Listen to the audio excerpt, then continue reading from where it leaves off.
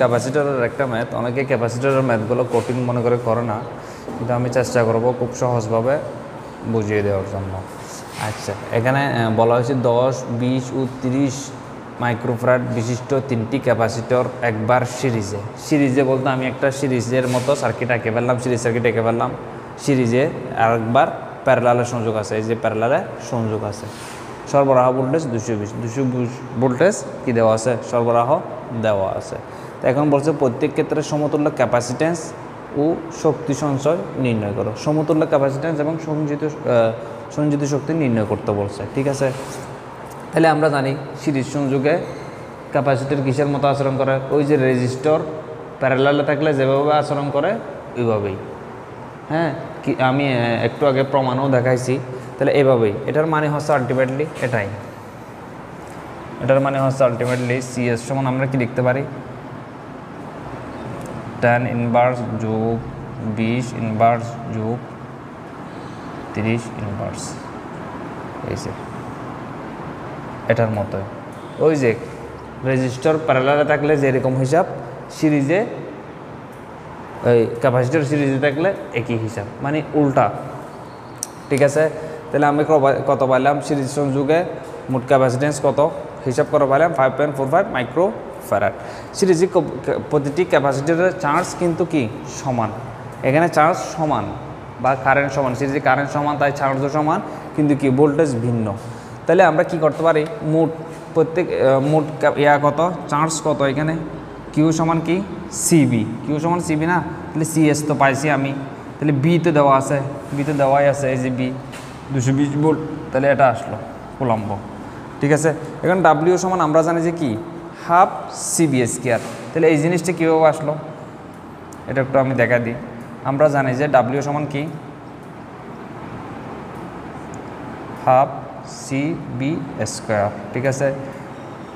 Half C থাকলো B সমান কি লিখতে পারি আমি জানি যে কি কিউ সমান কি সিবি লিখছে না, তাহলে বি সমান কি লিখতে পারি, বি সমান আমি লিখতে পারি না, সিটা নিচে কিউটা উপরে, ঠিক আছে। বি স্কোয়ার যেহেতু উভয়টার উপরে কি স্কোয়ার, তাহলে এখানে হাফ থাকলো, সি থাকলো, কিউ স্কোয়ার, এখানে সি স্কোয়ার, ঠিক আছে।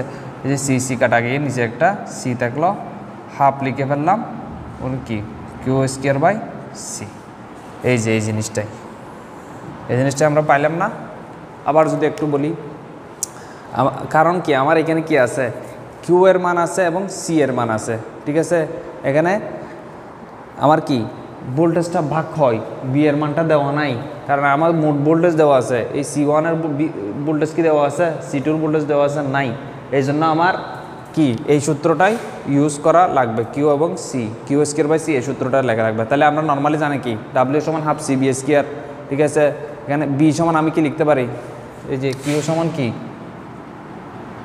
সিবি না, তাহলে আমি বি সমান কি লিখতে পারি কিউ বাই সি লিখতে পারি না। তাহলে এখানে বি স্কোয়ার ছিল হল স্কোয়ার দিয়ে দিলাম, Q square by C square, এই সি কাটা গিয়ে নিচে একটা সি আছে, উপরে কিউ স্কোয়ার আছে, আমি এই সূত্রটা বসাইছিলাম half Q by C square W1 এর ক্ষেত্রে। তাহলে আমি কি লিখলাম, এই যে কিউ এর মান এটা দিলাম, স্কোয়ার দিলাম, তারপর কি এর মান C1 এর মান দিলাম, তাহলে আবার কি W সমান half Q square by C, তাহলে কিউ সব জায়গায় সমান, এই জন্য কি কিউর মানটা আগে বের করে নিলাম, কিউ স্কোয়ার বাই সি, বাকিগুলো এভাবে আমি করে নিলাম।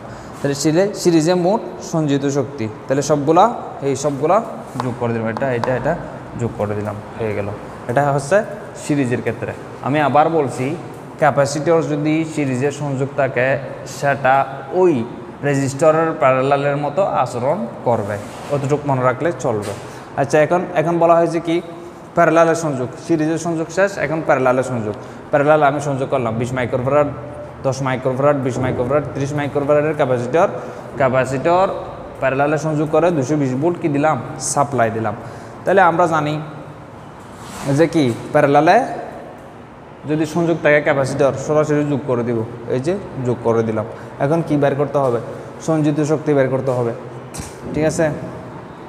সমতুল্য ক্যাপাসিট্যান্স পেয়ে গেলে এখন কি সঞ্চিত শক্তি কি ডাব্লিউ সমান হাফ সি বি স্কোয়ার।